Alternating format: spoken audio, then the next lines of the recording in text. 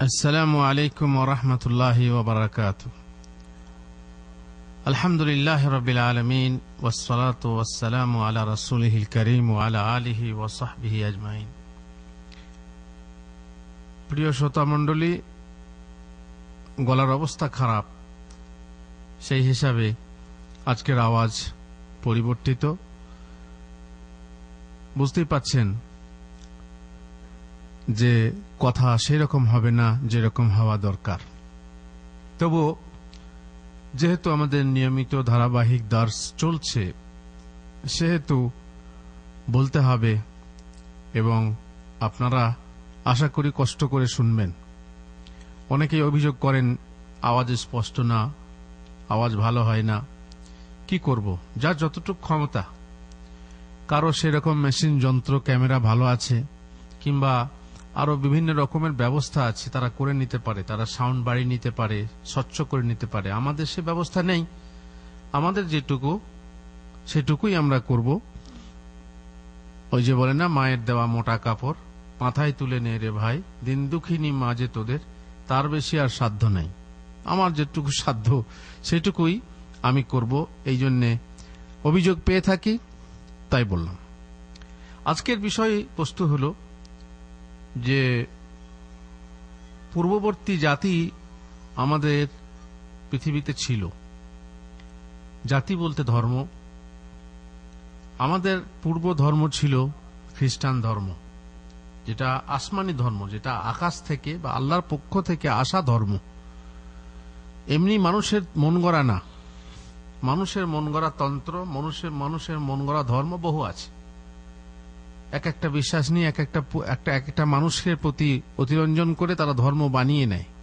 কিন্তু আল্লাহর পক্ষ থেকে যে ধর্ম আসে, আল্লাহর পক্ষ থেকে ওহির মাধ্যমে যে ধর্ম আসে, সেই ধর্মের কথা বলা হচ্ছে।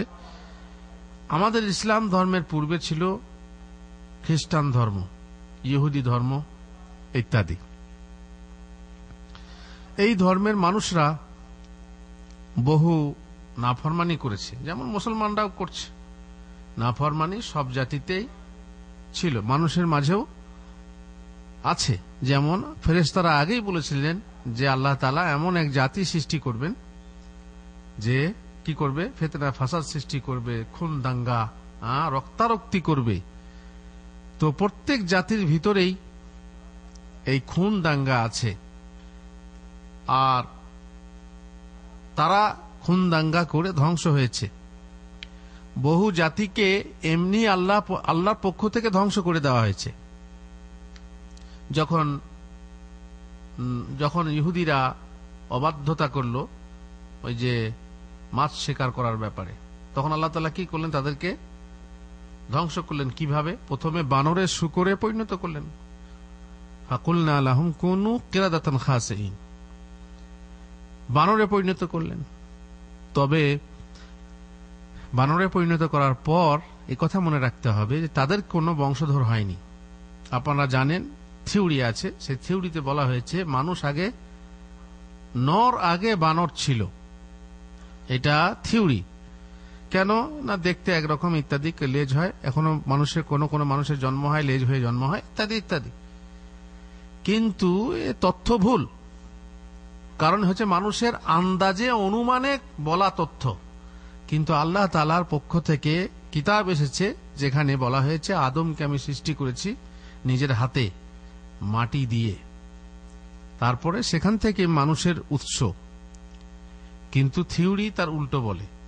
আমাদের থিওরি বলে যে বানর কোনোদিন নর হয়নি, কিন্তু নর বানর হয়েছে। যেমন কিছু ইহুদি নর থেকে বানরে পরিণত হয়েছে। সেই বানরের তবে কোনো বংশধর নেই, তারা ওই পরিবর্তিত অবস্থায় মারা গেছে, তাদের কোনো বংশ নেই।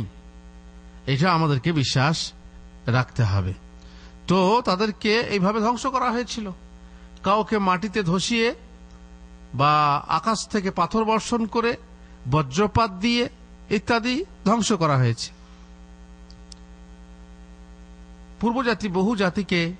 পূর্ববর্তী বহু জাতিকে ধ্বংস করেছেন আল্লাহ তাআলা। আমরা আজকে জানবো যে তাদেরকে যে ধ্বংস করা হয়েছিল, সে ধ্বংসের কারণগুলো কি কি ছিল। কোন কোন কারণের ব্যাপারে বর্ণিত হয়েছে যে এই কারণে তারা ধ্বংস হয়েছে, আমরা একটা একটা করে আমাদের এই দর্শে দেখব। প্রথম হাদিস, রাসূলুল্লাহ সাল্লাল্লাহু আলাইহি সাল্লাম বলছেন, ইয়াকুম আশ-শুহ ফাইন্নামা হালাকা মান কানা ক্বাবলাকুম বিশ-শুহ। তোমরা অতিরিক্ত কার্পণ্য থেকে দূরে থাকো, অতিরিক্ত ব্যয়কুণ্ঠতা থেকে দূরে থাকো। কেন? কারণ তোমাদের পূর্ববর্তী জাতিকে এই অতিরিক্ত কার্পণ্য ধ্বংস করেছে। কার্পণ্য বুঝতে পারছেন? যেখানে যতটুকু খরচ করা দরকার আপনি করছেন না, আপনার বাড়িতে যতটুকু খরচ দেওয়ার দরকার আপনি দিচ্ছেন না, আপনার ছেলে মেয়েকে যতটুকু খরচ দেওয়ার দরকার আপনি দিচ্ছেন না, ইত্যাদি ইত্যাদি। আপনারা জানেন অবশ্য কোন কোন ছেলে মেয়ে আছে যাদেরকে মানে বেশি চায়, অনেকে মানে লাডলে বলে তাদেরকে বেশি দেয়। দেখবেন ছোট বাচ্চাও তার হাতে 50 রিয়াল 100 রিয়াল আছে, কে দিয়েছে? আব্বু দিয়েছে, মাশাআল্লাহ। অথচ আল্লাহ তাআলা বলছেন, লা তুসফাহা আমওয়ালাকুম, বেকুবদেরকে, নির্বোধদেরকে তোমাদের মাল দিও না। কারণ সে আজেবাজে জিনিস কিনতে পারে, এখান থেকে সে খারাপ জিনিস কিনতে পারে। অতএব ঠিক দেওয়ার মতো দাও। তার চিপস কেনার দরকার, চকলেট কেনার দরকার, চকলেট কেনার মতো টাকা দাও। এ নয় যে চকলেট কিনতে দিলে 50 টাকা দিয়ে দিলে, এতে ছেলেরা খারাপ হয়ে যায়। আর যদি ঠিক মতো দেন তাহলে পরে দেখবেন তার কাজ হচ্ছে, আর সে খারাপ পথে ব্যয় করছে না, অপচয় হচ্ছে না। আল্লাহ তাআলা অপচয় করতে নিষেধ করেছেন। আর যদি যেটুকু প্রয়োজন সেটুকুও না দেন, তাতেও খারাপ হতে পারে ছেলে, তাই না? সে বেচারি স্কুলে যাবে, তার টিফিনের দরকার, টিফিনে মরকম দরকার তার 10 টাকা। আপনি বলেন যে 2 টাকা নিয়ে যা, 10 বা 5 টাকা নিয়ে যা, তাহলে সে বেচারি সবাই খাবে, আর কম নিম্ন মানে যদি নাস্তা হয় 10 টাকা, তারপরে উপরে তো বড় লোক যে ছেলেরা খায় অনেক কিছুই। আপনি যদি প্রয়োজন মতো টাকাটা না দেন, তাহলে সে কি করতে পারে? হয়তো বা সে চুরি করতে পারে, হয়তো বা সে অন্য কিছু রাস্তা এখতিয়ার করতে পারে। তো আপনি সে রাস্তাটা দেখাচ্ছেন। এই জন্যে কার্পণ্য করা ঠিক না। কার্পণ্য মানে যেখানে ব্যয় করা প্রয়োজন আপনি করেন না। এমনকি অনেক মানুষ নিজের প্রতিও বখিলি করে। শীতের সময়ে একটা শালের দরকার, শাল কিনবে না, সোয়েটার দরকার, সোয়েটার কিনবে না, দেখবেন থরথর করে কাঁপছে, ছেঁড়া ফাটা জামা পরে আছে, কি ব্যাপার, না ছেলে মেয়েদেরকে দিতে। আসলে কি? কার্পণ্য। সে কিনতে পারবে। অনেকে আবার ওমরের হাওলা দেয়, ওমর কিনতেন না, তো ওমর মতো তোমার ব্যাংকে পয়সা রাখতেন? ব্যাংকে পয়সা রেখে তুমি কিনছো না, কাপড়, ভালো কাপড় কিনছো না, পরছো না। ওমর তো ব্যাংকে পয়সা রাখতেন না। কিন্তু এগুলো ওজর, মানে নিজের প্রতি কার্পণ্য করে, বখিলি করে, কুঞ্জুসি করে, ফলে সে ব্যয় করতে চায় না। এই ব্যয় না করার পরে ছেলে মেয়েদের প্রতি যদি আপনি ঠিক মতো ব্যয় না করেন, ছেলেটা অন্য পথ এখতিয়ার করবে। আপনারা শুনেছেন বা শুনে থাকবেন, খবরে মোবাইল চেয়েছিল একজন 9-এ পড়া মেয়ে, 8-9-এ পড়া মেয়ে মোবাইল চেয়েছে বাবার কাছে। বলছে আমাদের ক্লাসমেটের সবারই মোবাইল আছে। এখন ছেলে মেয়েদেরকে মোবাইল দেওয়া ভালো না মন্দ? ছেলে মেয়েদেরকে, ছোট ছোট বাচ্চা, এই যে কোন উঠতি যৌবনে ছেলে মেয়েদেরকে মোবাইল দেওয়া মোটেই ভালো না। বিশেষ করে নেটওয়ালা মোবাইল দিলে তাতে ক্ষতি হয়। কিন্তু সবারই আছে, আমারও দরকার। আবার শুধু মোবাইল না, গ্যালাক্সি চাই। তো তারা যখন আবদার করে, আবদার করার ফলে কোন বাপ দিয়ে দেয়, কেউ তো পয়সা আছে দিয়ে দিল, আর কেউ এই জন্য দিল না যেতে খারাপ হয়ে যাবে, কারণ মোবাইলে বহু রকমের জিনিস আছে, তাতে খারাপ হয়ে যাবে, কিংবা অবৈধ যোগাযোগ, অবৈধ সম্পর্ক এতে গড়ে উঠবে মোবাইলের মাধ্যমে, SMS এর মাধ্যমে, মেসেজের মাধ্যমে, সুতরাং দেয় না। কিন্তু কোন বাবা আছে বখিলি করে দেয় না, কার্পণ্য করে দেয় না। আপনারা শুনেছেন খবরে যে এক মেয়ে এইভাবে আবদার করেছিল, তাকে বকাবকি করা হয়েছে, বকাবকি করে সে মানে দরজা বন্ধ করে, তারপর আর দরজা খোলে না, দরজা ভেঙে দেখা যাচ্ছে সে ওড়নাতে ফাঁস দিয়ে সিলিং ফ্যানে ঝুলছে। তাহলে ধ্বংস কিসে আনলো? এই কার্পণ্য ধ্বংস আনয়ন করলো।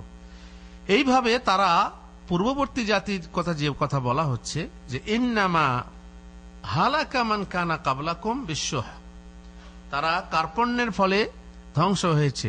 কার্পণ্য, এত কার্পণ্য করত, তার জন্যে আমারাহুম বিল বুখলি ফাবাখিলু ওয়া আমারাহুম বিল কাতিআতি ফাকাতাউ, বখিলি করলে, কার্পণ্য করলে আপনার বন্ধুত্ব থাকে না। আপনারা জানেন বন্ধুত্বের জন্য কমসে কম 3টে জিনিসের দরকার আছে। প্রথমত হচ্ছে যে মতে মত মেলানো, মনে মন মেলানো, আর 2 হচ্ছে খরচ করা কিছু, তাই না? খরচ করা। আর 3 নম্বর হচ্ছে ভালোবাসা। ভালোবাসা, বন্ধুত্ব যেটা দরকার আর কি। মতে মত যদি না মিলান ভালোবাসা থাকবে না। আর খরচ যদি না করতে পারেন তাহলেও ভালোবাসা টিকবে না। তাকে মিষ্টি খাওয়াতে হবে, কখনো চা খাওয়াতে হবে, কখনো আইসক্রিম খাওয়াতে হবে। সে একদিন খাওয়াবে, আপনি একদিন খাওয়াবেন। এটাই তো হচ্ছে। অবশ্য বন্ধু বহু রকমের আছে, জানি, নানি, জবানি বহু রকমের আছে। তো যাই হোক, এখানে কথা হচ্ছে কি, যে যদি কার্পণ্য করেন তাহলে বন্ধুত্ব টিকবে না। আর কার্পণ্যের যদি আপনি কার্পণ্য করেন তাহলে আপনার আত্মীয়তাও টিকবে না। আপনি আত্মীয়কে যতদিন দিতে পারবেন ততদিন ভালো। দেওয়া বন্ধ হয়ে গেলে আপনি ভালো লোক না। কালকে দিচ্ছিলেন, আপনি ভালো ছিলেন, তাদের আপনি মাথা ছিলেন। আজকে দেওয়া বন্ধ করে দিয়েছেন, আপনি ছাতাও নেই, মাথা ছাতা সব চলে গেছে, দিয়ে পায়ের নিচে জুতো হয়ে গেছে। এটা স্বাভাবিক। যতদিন দেবেন, মানুষের যতদিন মানুষ পাবে ততদিন আপনার কাছে সে কৃতজ্ঞ থাকবে। আর না দিতে পারলে পরে বাস অকৃতজ্ঞ, মানে না দিতে পারলে তো ব্যাপারই নেই। তখন আপনার সঙ্গে সম্পর্ক তিক্ত হবে। এ শুধু আত্মীয় না, নিজের ছেলে মেয়েদের ব্যাপারেও দেখুন, নিজের স্ত্রীর ব্যাপারেও দেখুন। নিজের স্ত্রীকে দেন, যত দিতে পারবে তত ভালো। দেওয়া বন্ধ করে দেন, তখন সে বলবে এ আমার কিসের সুখ, পৌষ মাসে ভাতের দুঃখ। তখন বলবে এ আমার কিসের স্বামী, এ স্বামী নয় আসামি। তখন আসামি হয়ে যাবে স্ত্রীর কাছে। তো মোট কথা, বখিলির কারণে, কার্পণ্যের কারণে আপনার সংসারে অশান্তি আসবে। আর কার্পণ্যের ফলে পাপাচারিতা বৃদ্ধি পাবে, তার ফলে ধ্বংসকারিতা আসবে। প্রথম হাদিসে আমরা জানতে পারলাম, আবু দাউদ এবং মুস্তাদরাক হাকিমের হাদিসে রাসূলুল্লাহ সাল্লাল্লাহু আলাইহি ওয়াসাল্লাম অন্য এক হাদিসে বলছেন, ইত্তাকুজ জুলম, তোমরা জুলুম থেকে দূরে থাকো, জুলুম করা, অন্যায় অত্যাচার করা থেকে দূরে থাকো। ফাইন্না যুলমা যুলুমাতুন ইয়াউমাল কিয়ামাহ, কেননা জুলুম হচ্ছে কিয়ামতের দিনে অন্ধকার। আপনি জালেম হন, কাল কিয়ামতের দিনে অন্ধকারে বাস করবেন, যেখানে সবাই আলোতে আছে। আর আলো তো নয়, শুধু সূর্য এত কাছে হবে যে আপনাকে পুড়িয়ে ছারখার করবে, অথচ আপনার অন্ধকার। আল্লাহ তাআলা সেরকম সিস্টেম করে রেখেছেন। কেউ ঘামে থাকবে, কেউ আরামে থাকবে, কেউ সূর্যের তাপে দগ্ধ থাকবে, কেউ অন্ধকারে থাকবে। আল্লাহ যাকে যেমন, যার যেমন পাপ সেই রকম পজিশন ঠিক করে রেখেছেন। জুলুম করলে এই জুলুম কিয়ামতের দিনে অন্ধকার। ওয়াত্তাকুশ শুহ, আর কার্পণ্য থেকে দূরে থাকো। ফাইন্না শুহা আহলাকা মান কানা ক্বাবলাকুম, তোমাদের পূর্ববর্তী জাতিকে কার্পণ্য ধ্বংস করেছে। ওয়া হামালাহুম আলা আন সাফাকু দিমাআহুম ওয়াস্তাহাল্লু মাহারিমাহুম, এই কার্পণ্য করার ফলেই আপোষে এমন দ্বন্দ্ব সৃষ্টি হয়েছে যে যার ফলে একে অপরের রক্তারক্তি করেছে, রক্তপাত ঘটিয়েছে, আর যা হারাম তা তারা হালাল করে নিয়েছে। মোট কথা এটা এখান থেকে বোঝা যাচ্ছে যে অতিরিক্ত কার্পণ্য করা, যাকে কার্পণ্য বলে, বখিলি বলে, করা যাবে না।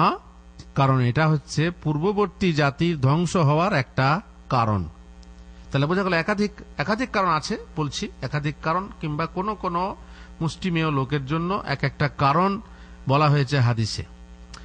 এই যেমন দ্বিতীয় কারণ একটা বলা হচ্ছে, রাসূলুল্লাহ সাল্লাল্লাহু আলাইহি ওয়াসাল্লাম বলছেন, উতরুকুনি মা তারাকতুকুম ফাইজা হাদ্দাসতুকুম ফাখুযু আন্নী ফাইন্নামা হালাকা মান কানা ক্বাবলাকুম বিকাসরাতি সুআলিহিম ওয়া ইখতিলাফিহিম আলা আম্বিয়াইহিম।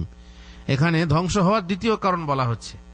তাহলে শুধু একটা কারণে পূর্বজাতি ধ্বংস হয়নি, পূর্ববর্তী জাতি ধ্বংস হয়েছে বিভিন্ন কারণে, কিংবা মুসলিমীয় একটা কিছু লোক এক এক কারণে ধ্বংস হয়েছে। সেই কারণগুলো আল্লাহ রাসূল কখনো কখনো বলেছেন।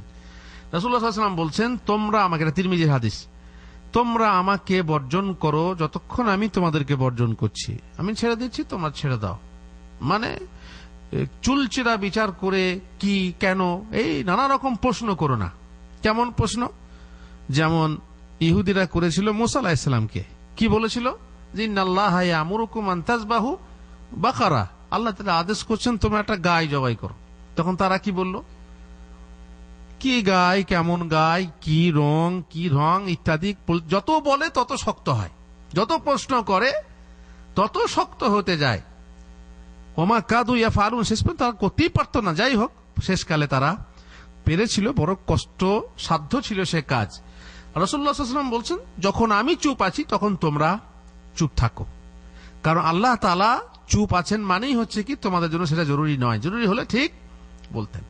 এই যেমন একজন বলল, রাসূলুল্লাহ সাল্লাল্লাহু আলাইহি ওয়াসাল্লাম যখন বললেন আল্লাহ তাআলা তোমাদের উপরে হজ ফরজ করেছেন, তখন চট করে এক ব্যক্তি বলে উঠল, ইয়া রাসূলুল্লাহ প্রত্যেক বছর। বলছি, কি প্রত্যেক বছর তোমার প্রশ্ন কেন করবে? তোমাদেরকে বলা হলো হজ ফরজ করেছেন তোমার জীবনে একবার, এটা তোমরা কেন কেন প্রশ্ন করে বা পরিমাণ প্রশ্ন করে বা তার কত জীবনে কতবার করতে হবে কথা জিজ্ঞেস করে তোমরা নিজেদের উপরে কাঠিন্য এনো না, কঠিনতা এনো না। আমি তোমাদেরকে ছেড়ে দিচ্ছি, অতএব তোমরা আমাদেরকে ছেড়ে দাও। ফাখুযু আন্নী, যেটা আমি বলবো সেটা তোমরা গ্রহণ করো। ফাইন্নামা হালাকা মান কানা ক্বাবলাকুম বিকাসরাতি সুআলিহিম, তোমাদের পূর্ববর্তী জাতিরা ধ্বংস হয়েছে বেশি বেশি প্রশ্ন করার জন্য। এই প্রশ্ন, ক্রিটিক্যাল প্রশ্ন, বিভিন্ন প্রশ্ন, নানা রকমের প্রশ্ন অনেক সময় এখতিয়ার দিলে পরে কি প্রশ্ন করব খুঁজে পায় না। শেষকালে মুসা নবীর নানির নাম কি হুজুর, আদম নবীর ভাষা কি হুজুর, ইসমাইল আলাইহিস সালাম বদলে যে দুম্বাটা জবাই হয়েছিল হুজুর, সেই গোশত কে খেয়েছিল, ইত্যাদি ইত্যাদি। এমন প্রশ্ন যে প্রশ্নের উত্তর জেনে কোনো লাভ নেই, অবান্তর প্রশ্ন। অনেক সময় প্রশ্ন করা হয় জানার জন্য, তার প্রয়োজন আছে। অনেক সময় প্রশ্ন করা হয় জানানোর জন্য, তার মানে সে নিজে জানে, অন্যজনকে উত্তরটা জানাবে। অনেক সময় প্রশ্ন করা হয় হুজুরের ইলম মাপার জন্য, যে কি হুজুর জানে, নিজে জানে, কোথাও বইয়ে কোনো বইয়ে পড়েছে, এবারে কথাটা হুজুর জানে কিনা তার ইলম মাপবো দিয়ে তাকে প্রশ্ন করে। অনেক সময় প্রশ্ন করা হয় হুজুরকে আটকানোর জন্য, ঠেকানোর জন্য, যে বেশি বেশি বকছে তাকে অপদস্থ করতে হবে। ও এটাও জানেন না, তাহলে আর কি জানেন? এই শ্রেণীর প্রশ্ন করার পর মনোমানসিকতা প্রকাশ করে হুজুরকে ছোট করা, যাতে হুজুর বেশি বকবক না করে। অনেক রকমের প্রশ্ন হয়। প্রশ্ন করার ফলে পূর্ববর্তী জাতি ধ্বংস হয়েছে। ওয়াইখতিলাফিহিম আলা আম্বিয়াহিম, তাদের নবীদের প্রতি, নবীদের ব্যাপারে তারা মতবিরোধ করেছিল। বিভিন্ন রকমের নবী ছিলেন, যেমন আমাদের নবীকে নিয়ে মতবিরোধ আমরা করে থাকি। নবী নূর থেকে তৈরি কিনা, না মাটি থেকে তৈরি, নূরের আল্লাহ নবীর দেহে ছায়া ছিল কিনা, আল্লাহ নবীর দেহে ওজন ছিল কিনা, আল্লাহ নবী গায়েবের খবর জানেন কিনা, হাজির নাজির কিনা, বিভিন্ন রকমের ইখতিলাফ আমরা আল্লাহর নবীকে নিয়ে করে থাকি। রাসূলুল্লাহ সাল্লাল্লাহু আলাইহি ওয়াসাল্লাম বলছেন, নবীর উপরে ইখতিলাফ করে তোমরা নিজেদেরকে ধ্বংস করো না, কারণ পূর্ববর্তী জাতিরা এ ব্যাপারে ধ্বংস হয়েছে। অন্য এক হাদিসে, অন্য এক বর্ণনা রাসূলুল্লাহ সাল্লাল্লাহু আলাইহি ওয়াসাল্লাম বলছেন, জারুনি মা তারাকতুকুম ফাইন্নামা হালাকা মান কানা ক্বাবলাকুম বিকাসরাতি সুআলিহিম ওয়া ইখতিলাফিহিম আলা আম্বিয়াইহিম। এটা হচ্ছে মুসনাদে আহমদ, মুসলিম, নাসাই, ইবনে মাজাহ হাদিস, প্রায় একই। শেষে খালি বাড়তি আছে, ফাইজা আমারতুকুম বিশাইইন ফাতু মিনহু মাস্তাতাতুম। যখন আমি কোনো ব্যাপারে আদেশ করব তখন সেটা চুলচেরা বিচার না করে কি এই সেই কেমন কি করে না, যতটা পারো করো, যথাসাধ্য সেটাকে পালন করার চেষ্টা করো। আদেশ করলে যথাসাধ্য পালন করার চেষ্টা করো। এ নয় না পারলে কি হবে যদি, এই যে যদি অনেক প্রশ্ন করে না, যদি করে এরকম করবে না। আর ওয়াইজা নাহাইতুকুম আন শাইইন ফাদাউ, তবে হ্যাঁ আদেশ করলে যথাসাধ্য পালন করো, কিন্তু নিষেধ করলে পুরোপুরি বর্জন করো। কারণ করাটা কঠিন কিন্তু ছাড়াটা সহজ। এই জন্য যখনই নিষেধ করব তখনই তোমরা কি করো, সেটাকে বর্জন করো। মা ওমা আতাকুমুর রাসূলু ফাখুযুহু ওয়া মা নাহাকুম আনহু ফান্তাহু ফাত্তাকুল্লাহা মাস্তাতাতুম। যথাসাধ্য কাজ করো, আর যখন নিষেধ করা হবে তখন বর্জন করো। এই হচ্ছে মানার পদ্ধতি। আর যদি তোমরা তা না করো, নানা রকম প্রশ্ন করো, চুঁচেরা মানে কি, কেন ইত্যাদি, তাহলে সেই কারণে তোমরা ধ্বংস হবে, যেমন পূর্ববর্তী জাতিরা ধ্বংস হয়েছিল। রাসূলুল্লাহ সাল্লাল্লাহু আলাইহি ওয়াসাল্লাম অন্য এক বর্ণনায় বলছেন, ইকরাউ কামা উল্লিমতুম ফাইন্নামা আহলাকা মান কানা ক্বাবলাকুম ইখতিলাফুহুম আলা আম্বিয়াহিম। নবীদের প্রতি নানা রকম মতবিরোধ করার জন্য ধ্বংস হয়েছে। এটা একটা ওই আগেরই কথা, ওই একই হাদিস, ইন্নামা হালাকা মান কানা ক্বাবলাকুম বিইখতিলাফিহিম ফিল কিতাব। এখানে এই হাদিসে বলা হয়েছে মুসলিম শরীফে যে কিতাবের ব্যাপারে যদি তোমরা ইখতিলাফ করো তাহলে জেনে রেখো পূর্ববর্তী জাতি এই কিতাবে ইখতিলাফ করার জন্য ধ্বংস হয়েছে। কিতাব বলতে আল্লাহর কিতাব, কোরআন যেমন আমাদের, তাদের ছিল তাওরাত, জাবুর, কি বলে আপনার ইনজিল। এই সময় আল্লাহ আসমানি কিতাবে যদি ইখতিলাফ করা হয় বা তারা করেছিল, যার ফলে তারা ধ্বংস হয়েছিল। এই জন্য কিতাবের ব্যাপারেও আমাদের ইখতিলাফ করা চলবে না, আর তর্ক বিতর্ক করা চলবে না। আমর ইবনে শুআয়ব তিনি তার পিতা থেকে, তিনি তার দাদা থেকে বর্ণনা করে বলছেন, নবী সাল্লাল্লাহু আলাইহি ওয়াসাল্লামের কাছ থেকে শুনেছেন যে কিছু লোক কোরআনের ব্যাপারে ঝগড়াঝাটি তর্ক বিতর্ক করছিল। তারপর তিনি বললেন, ইন্নামা হালাকা মান কানা ক্বাবলাকুম বিহাযা, এই কারণে তোমাদের পূর্ববর্তী জাতি ধ্বংস হয়েছে। দরাবু কিতাবাল্লাহি বাদাহু বিবাদ, আল্লাহর কিতাবের কিছু অংশকে নিয়ে কিছু অংশের সাথে সংঘাত সৃষ্টি করে তারা তর্ক করেছিল। কোরআন আমাদের আছে, আল্লাহর কিতাব আছে, আল্লাহর কিতাবে কি পরস্পর বিরোধী কথা থাকতে পারে? পরস্পর বিরোধী কথা থাকতে পারে না। তো ওয়ালাউ কানা মিন গায়রিল্লাহি লাওয়াজাদু ফীহি ইখতিলাফান কাসীরা, গায়রুল্লাহর পক্ষ থেকে অবতীর্ণ হলে তাতে অনেক ইখতিলাফ থাকতো, কিন্তু কিতাবে ইখতিলাফ নেই।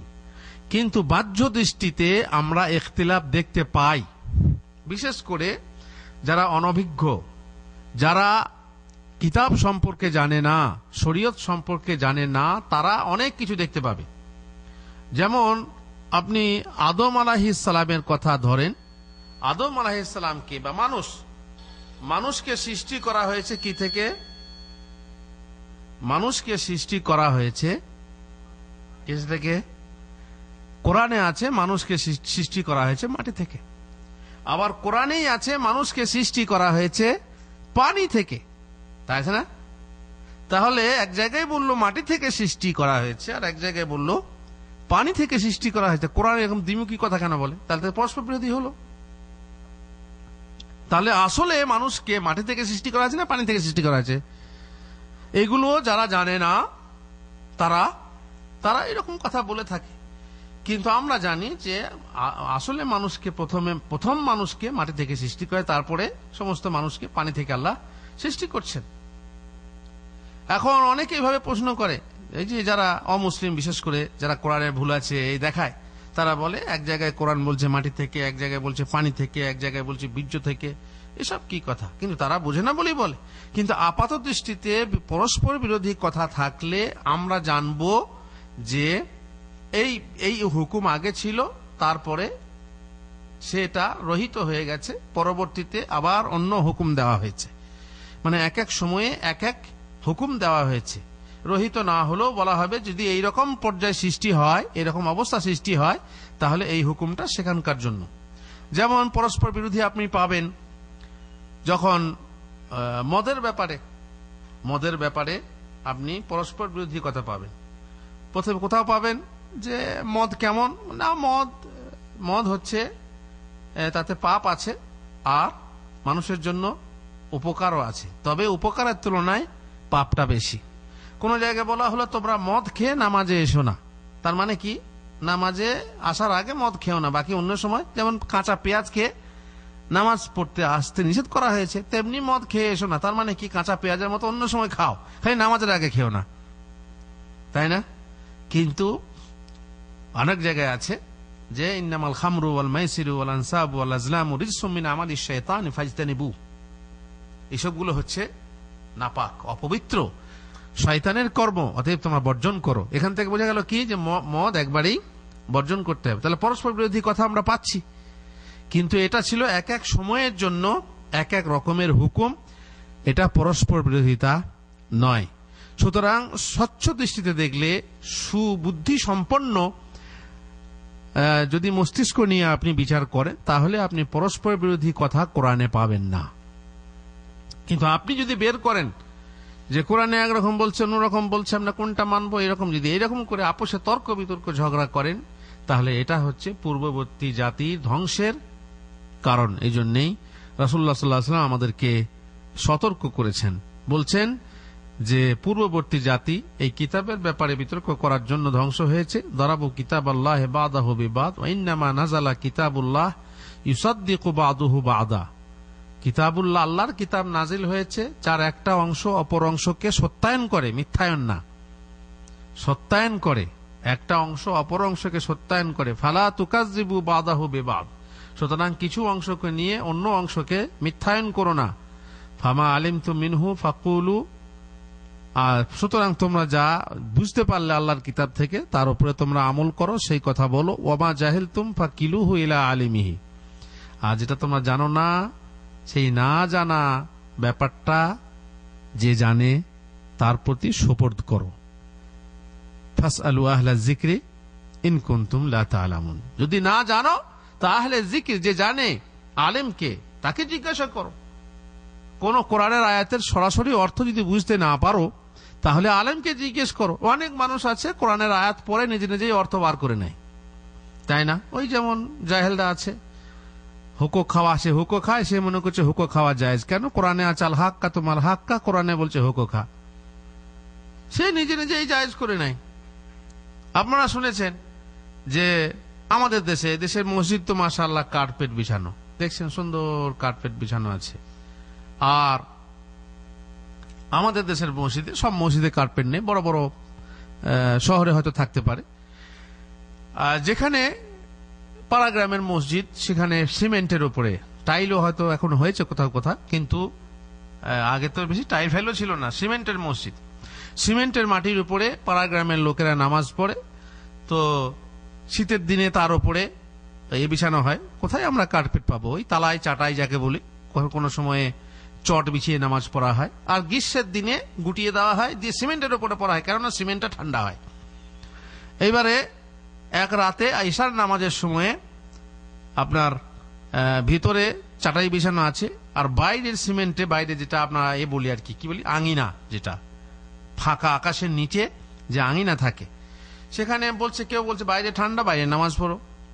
তখন এবারে দুদলের ভাগ হলো। একদল বলছে তাহলে ভেতরের চাটাইগুলো নিয়ে বাইরে বিছাও, কিংবা অন্য চাটাই বিছাও। আর একদল বলছে চাটাই বিছানোর দরকার কি, তো পরিষ্কার মেঝে, পবিত্র সুন্দর, ঠান্ডা লাগবে, তো আমরা এই মেঝেতেই নামাজ পড়ি সিমেন্টের উপরে। তখন এক মোল্লা বলছে যে না, মুসাল্লা বিছিয়ে নামাজ পড়তে হবে। আল্লাহ তাআলা বলছেন ওয়াত্তাখিযু মিন মাকামি ইব্রাহিমা মুসাল্লা। বুঝলেন? ও এই আয়াত থেকে বুঝেছে যে মুসাল্লা বিছিয়ে নামাজ পড়তে হবে। এ হচ্ছে মুশকিল, যে বোঝে না। মুশকিল হচ্ছে কি, একজন অজ্ঞানী জাহেল, সে জানে যে আমি জাহেল, এটা তো মাফি মুশকিল। কিন্তু মুশকিল হচ্ছে কি, যে একজন জাহেল অথচ সে মনে করে আমি জানি, জাহেল নই, একে নিয়ে বড় মুশকিল। সুতরাং এইভাবে তর্ক হলো যে মুসাল্লা বিছিয়ে নামাজ পড়তে হবে, কারণ আল্লাহ তাআলা বলছেন ওয়াত্তাখিযু মিন মাকামি ইব্রাহিমা মুসাল্লা। তো কোরআনের বিভিন্ন জায়গাতে এইভাবে অর্থ নিয়ে যদি তারা এইভাবে দ্বন্দ্ব সৃষ্টি করে, কোরআনের এক জায়গায়, মানে যেমন একটা কথার জন্য বলি, আল্লাহ তাআলা বলছেন লাকাদ জাআকুম মিনাল্লাহি কিতাবুম ওয়া নূরুম মুবিন, আল্লাহ তাআলার পক্ষ থেকে তোমাদের কাছে কিতাব এসেছে এবং নূর এসেছে, স্পষ্ট নূর। এই নূর মানে কি? নূর মানে আলো, কিন্তু উদ্দেশ্য কি? আল্লাহ তাআলার কাছ থেকে কিতাব এসেছে আর আলো এসেছে। সে আলো অর্থ কি? ওরা বলছে, কিছু লোক বলে যে নূর মানে হচ্ছে নবী, নিয়ে নবী হচ্ছে নূরের তৈরি। এখানে বলছে যে আল্লাহ কিতাব, আল্লাহর পক্ষ থেকে কিতাব এসেছে এবং আলো এসেছে। তাহলে এবং যখন বলা হচ্ছে তখন নিশ্চয়ই কিতাব আলাদা জিনিস আর নূর আলাদা জিনিস। আর নূরটা কি? সেটা হচ্ছে নবী। অতএব নূর হচ্ছে, নবী হচ্ছে নূরের তৈরি। আপনি কি বলবেন? কিন্তু আল্লাহ তাআলা কোরআনের আরো জায়গাতে এই কোরআনকেই আলো বলা হয়েছে, কোরআনকেই আলো বলা হয়েছে। কেন? যে হাফেজ সাহেব কোরআনে অনেক জায়গাতে বা দু জায়গাতে আছে ফাআমিনু বিল্লাহি ওয়া রাসূলিহি ওয়ান নূরিল্লাযী আনজালনা, তার মানে যে তোমরা আল্লাহর প্রতি ঈমান আনো, রাসূলের প্রতি ঈমান আনো এবং সেই নূরের প্রতি ঈমান আনো যে নূর রাসূলের উপরে অবতীর্ণ হয়েছে। তাহলে বোঝা গেল যে নূর অবতীর্ণ হয়েছে রাসূলের উপরে, রাসূল নূর না। তার মানে কি হলো? তাহলে নূরটা হলো কি? কোরআন। কোরআনকেই নূর বলা হয়েছে। আর এই নূর অর্থ হচ্ছে আলংকারিক অর্থে, সত্যপক্ষে এই লাইট না। নূর মানে তো লাইট, তাই না? কোরআন কি এরকম লাইটের মতো জ্বলে? না, উদ্দেশ্য তা না। কোরআনের যে উদ্দেশ্য, কোরআনের যে আপনার জ্ঞান, হিদায়াত ইত্যাদি, তাকে আলোর সঙ্গে কি করা হয়েছে? তুলনা করা হয়েছে, উপমা দেওয়া হয়েছে। আলো যেমন অন্ধকারকে আলোকিত করে, তেমনি কোরআন অন্ধকার, যে মানুষের জীবনের অন্ধকারকে আলোকিত করে। তার মানে পথ দেখায়, সঠিক পথ দেখায়, জান্নাতের পথ দেখায়, আল্লাহর পথ দেখায়, ইত্যাদি ইত্যাদি। অতএব কোরআন নিয়ে বহু মানুষ আপোষে দ্বন্দ্ব তর্ক করে, যেটা ভালো নয়। যেটা জানছো সেটার উপর আমল করো, যেটা জানছো না সেটা যে জানে তার কাছে শিখে নাও। খবরদার আপোষে তর্ক করো না। অনেক সময় নিজেরা তর্ক করে নেয়, তারপর জিজ্ঞেস করে, তাই না? ও বলে এইটা মানে এইটা, ও বলে এটা মানে এইটা।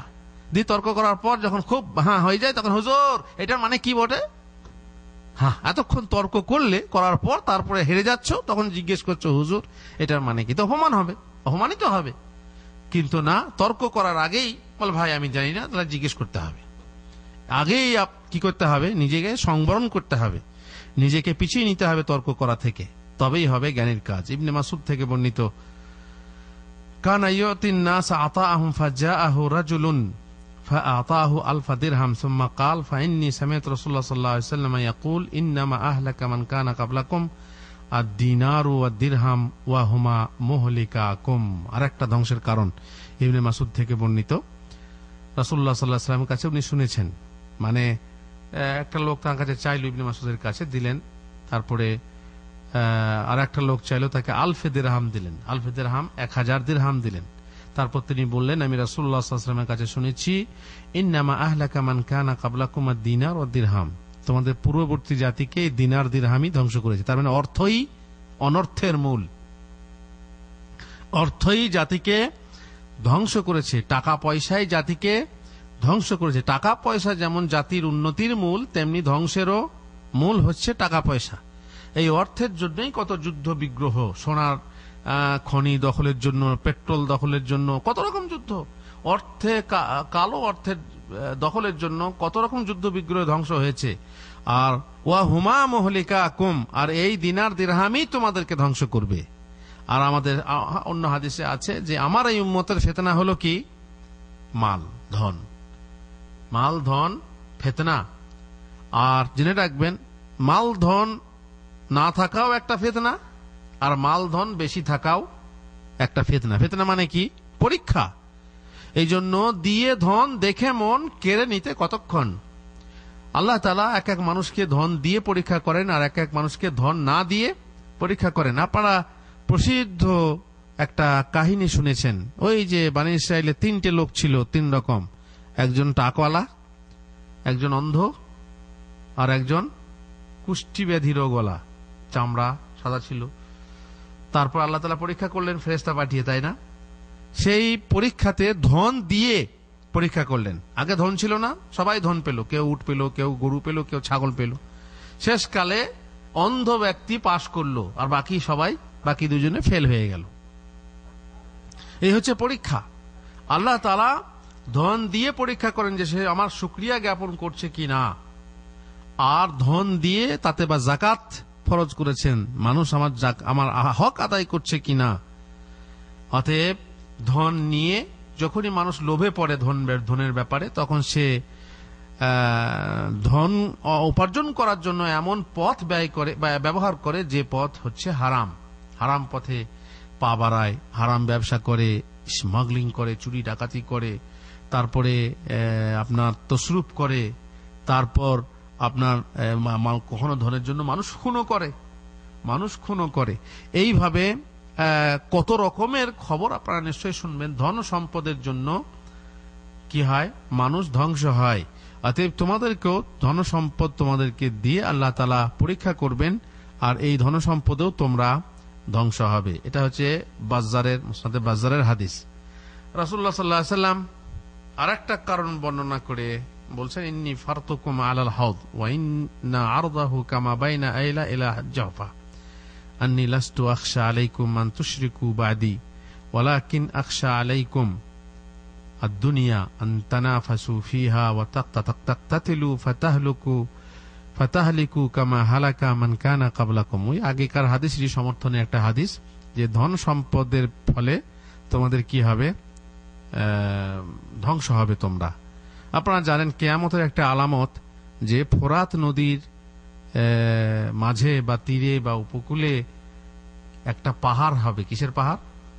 স্বর্ণের পাহাড়। আল্লাহু আকবার, স্বর্ণের পাহাড়। আর সেই পাহাড়কে দখল করার জন্য, যেমন এখন পেট্রোল দখল করার জন্য বিভিন্ন জায়গায় বিভিন্ন রকমের যুদ্ধ হয়ে থাকে।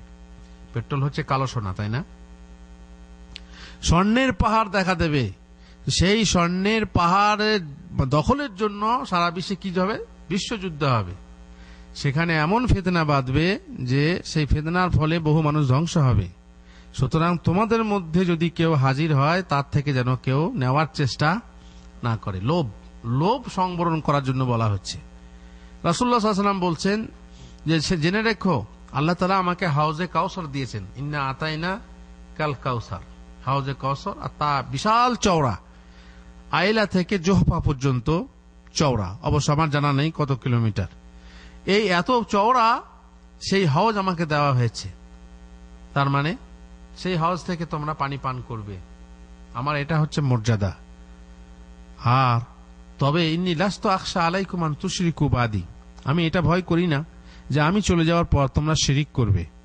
দেখছেন, নবীর খাঁটি বান্দা হলে, কি বলে, খাঁটি উম্মত হলে, নবীর উম্মত হলে পরে সে কোনোদিন শিরিক করতে পারে না।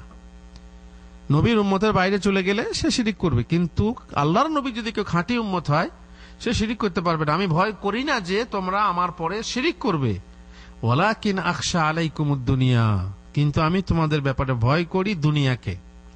তোমরা এই দুনিয়াদারিতে একে অপরের প্রতিদ্বন্দ্বিতা করবে, প্রতিযোগিতা করবে। তানাফাসু ফিহা, দুনিয়া কামাবো, ও এত কামালো আমার কেমন হবে, ও বাড়ি করলো আমি বাড়ি করবো, ও 5 তলা করলো আমি 10 তলা করবো, ওর 5টা গাড়ি আমার 10টা গাড়ি। এই যে প্রতিযোগিতা, আর প্রতিযোগিতার এই যে এই কথাটা আল্লাহ তাআলা কোরআনে বলেছেন, ইন্নামা কি বলে, হায়াতুদ দুনিয়া লাহবুম ওয়া লাহবুম ওয়া জিনাতুন ওয়া তাফাখুরুম বাইনাকুম ফিল আমওয়ালি ওয়াল আওলাদ। দুনিয়ার জিন্দেগি এটাই, পরস্পর প্রতিযোগিতা, পরস্পর গর্ব, প্রতিবেশীর সাথে গর্ব, ভাইয়ে ভাইয়ে প্রতিদ্বন্দ্বিতা, প্রতিযোগিতা।